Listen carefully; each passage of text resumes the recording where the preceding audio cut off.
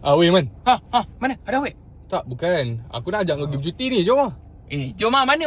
Rusia banyak awet tu. Serius aku cakap kau. Sana populasi perempuan lagi ramai daripada lelaki tau. So dia memang perlukan lelaki untuk pergi sana. Weh, kau tengok ni awet ni. Weh, lawa gila tu. Aku macam Man, kau pakai helmet tu Man. Jom alang-alang, teman aku jap pergi helmet. ada awet dalam ni.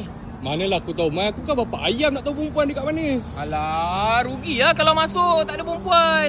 Bawa aku tempat yang ada banyak perempuan sikit boleh tak? Oh, lawa Man. Man, aku teringat tu Man tu. Ada orang accident depan aku. Nasib baik pakai helmet dia Man. Oi, kau tak bahaya tu. Perempuan tu selamat tak?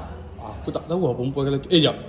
Apa kena-mengena lelaki ke perempuan? Asal dia selamat cukup lah. Penting tu. Kalau dia perempuan, lagi-lagi bedi.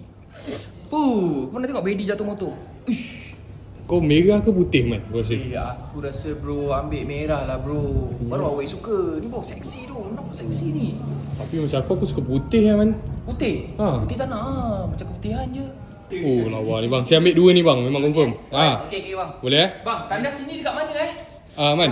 Tanduk Man. Tanda kat belakang Man. Oh iya ke? Okey. Dia ada satu je tanda lelaki kat belakang tu. Satu tanda lelaki? Tanda perempuan tak ada? Tak ada bang. Tak apa, boleh tahan lagi ni. Sanggup?